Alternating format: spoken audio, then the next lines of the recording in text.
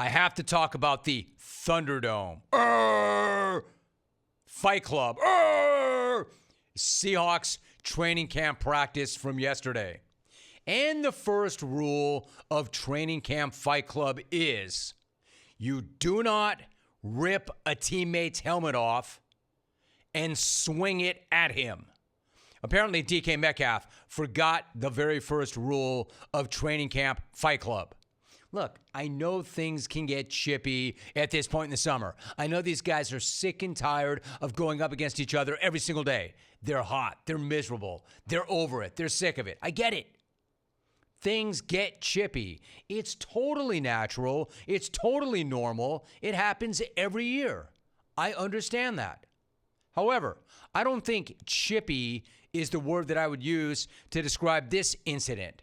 You can blow right past chippy when you rip a dude's helmet off his head and swing it at him and miss him and connect with another teammate. That's not chippy. Man, that's nutty. That's completely out of control. That is not friendly fire. That is decidedly unfriendly fire. Check this out. The guys on NFL Network are looking like, damn, whoa. If you're watching on the stream, whoa, what's going on? Like they know something's going on behind them. They can hear it, and then they swing back and they look. They can hear the sound of helmet hitting flesh. They can hear the sound of helmet being ripped off of head and used to smash flesh. DK. The hell are you thinking, DK?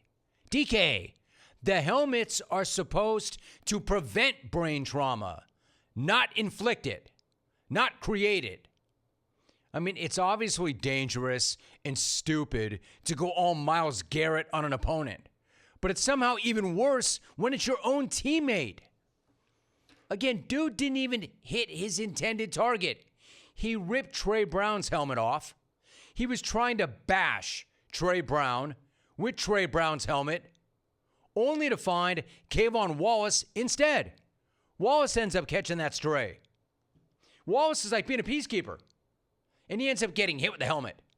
So not only did he rip a teammate's helmet off and swing it on that teammate and miss that teammate, he connected with the wrong teammate.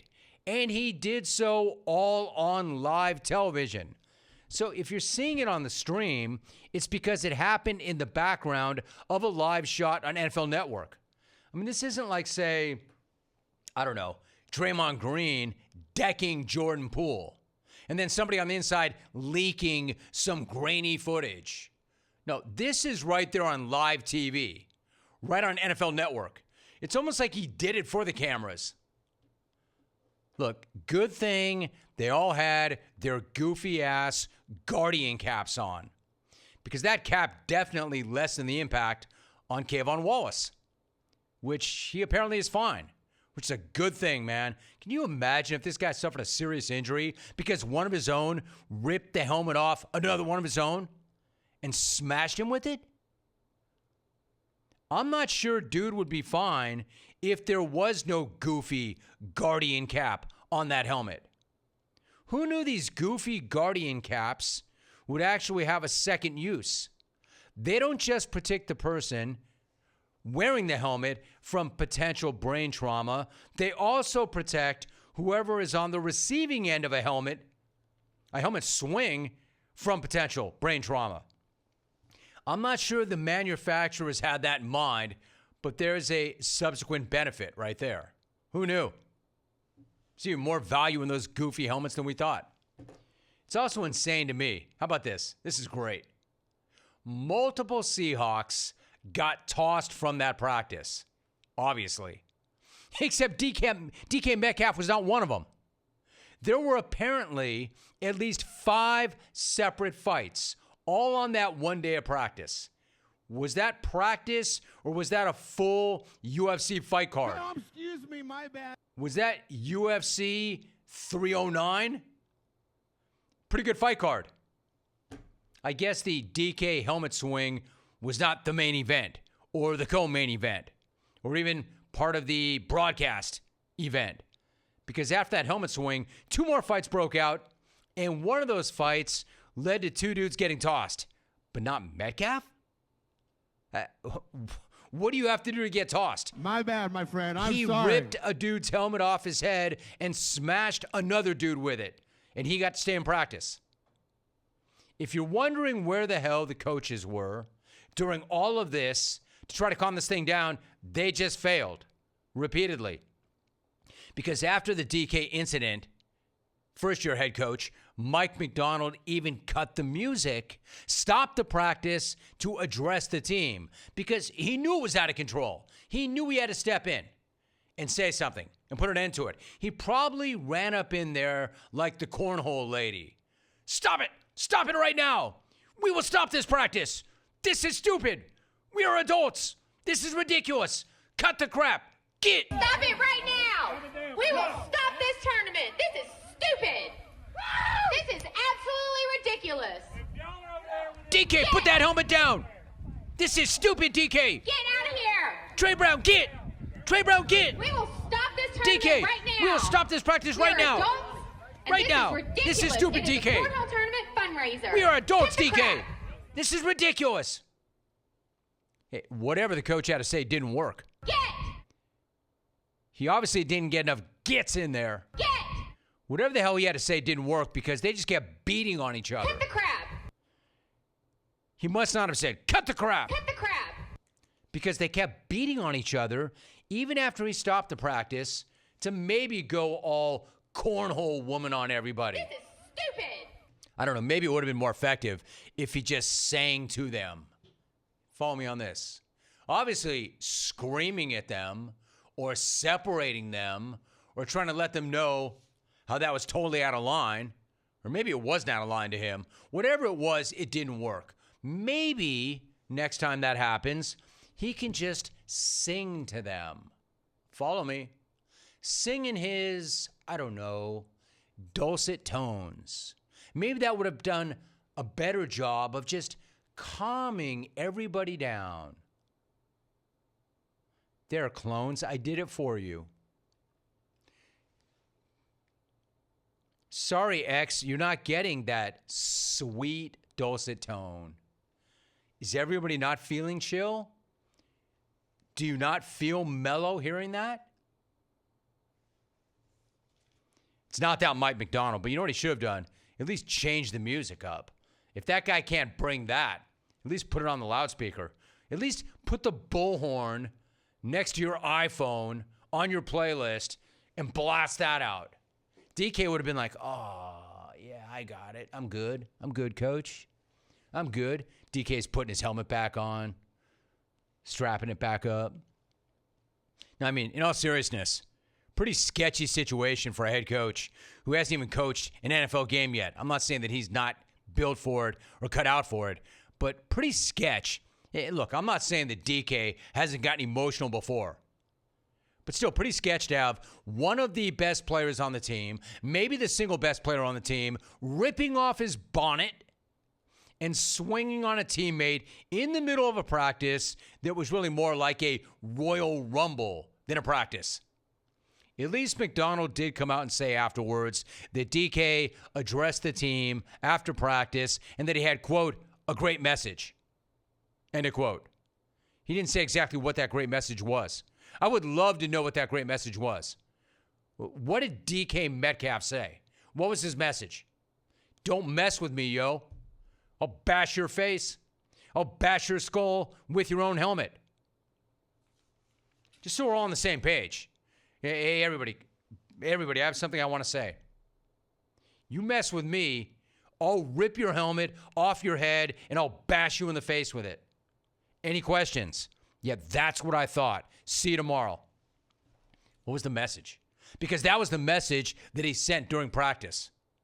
I'm not sure if he chased that message with that same message or another message. Macdonald also said, quote, we're right on the line right now, end of quote, when it comes to camp fighting.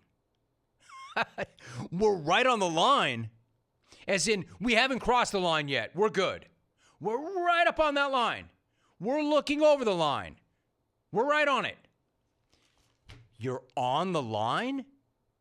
You've got guys ripping helmets off other guys' domes and smashing them with it, weaponizing their helmets, but you're not over the line? I don't know, Coach. I like you. I like your enthusiasm. I like your acumen. I do. But agree to disagree on that one, Coach. I would definitely say that line was crossed. I would definitely say a line is crossed whenever one dude rips a helmet off another dude and swings on that dude and misses that dude but connects with another dude. And all these dudes are teammates. If that's not crossing the line, then I don't know what the hell is. And then somehow, 2 other dudes were thrown out of the practice.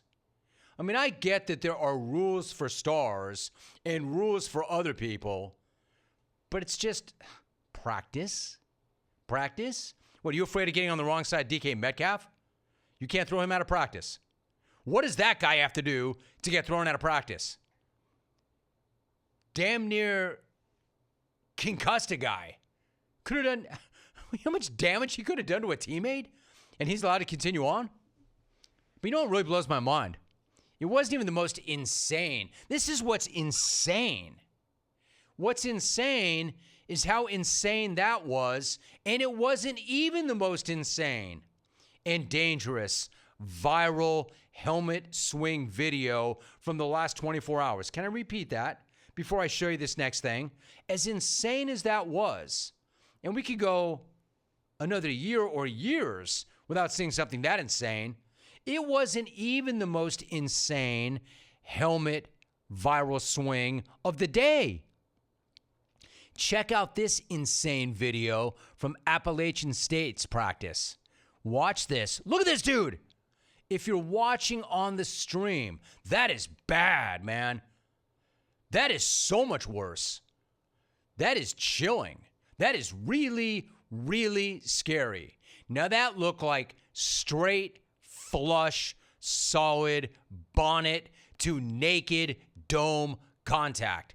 If you're watching on the stream, if you're listening on radio, sorry about that. If you're watching on our stream, the D lineman ripped the helmet off like he was trying to take that dude's head off with it. Like he was upset that the head was not still in the helmet when he ripped it off. Oh, your head is still on your shoulders? No problem. I'll just smash it. Like that dude's head could have come off with the helmet. That's how violent that rip was. And then check out the full windup. The full windup, and he connects with the O-lineman's head. How does this dude not go to sleep? He didn't even go down. I'll give you an example. If you're listening on radio, you ever see the hammer throw? The hammer throw in the Olympics. That's kind of what that looks like. A roundhouse full swing of the helmet. That's no jab. Like he starts down low and he's just like spinning around and lets it fly. Fully extended. Full rotation. Full hip explosion. I mean, that's insane. The objective of that version is to connect with a teammate's dome as hard as possible. I'm watching this one more time. It is really chilling. I mean, you could kill a guy, clearly. Lucky they're wearing these same Guardian caps. Once again, I can't believe these goofy caps are doing more good protecting players from helmets being swung by their own teammates than they are protecting anybody from actual football contact. I'm just happy they're good for something. Man, terrible look for App State. Terrible look for that dude. But App State is not DK Metcalf. Hey, Seattle. App State is not making $24.5 million to play this season. DK, I can't believe I'm saying this, but I would rather go back to thinking of you as Dookie Mudcalf than the guy who swung a helmet at his own teammate on live TV. Notice who's not reacting. Notice who's not all over that. Notice who I'm not telling to shut up and get back to work. James Kelly, who is obsessed with Dookie Mudcalf. Kelly took today off, or we'd be hearing it from him right now. Anyway, I can't believe what's about to come out of my mouth. But I liked it a lot better when I had to talk about you taking a cart to take a dump during a game, and that you had to do so because, quote, that clinch walk wouldn't have made it, end of quote. Your words, not mine. Your words, not mine. That clinch walk wouldn't have made it. Normally, this is the last thing I want to talk about. It just brings out the worst of everybody. It brings out Rex. It brings out Cindy saying, yeah, go, Rex, go. And it brings out all you other idiots. But even that's preferable to ripping a dude's helmet off and weaponizing it on your own teammate. I would have much rather recapped the last 15 minutes of you saying why the cart ride was better than the clinch walk. It's actually less offensive.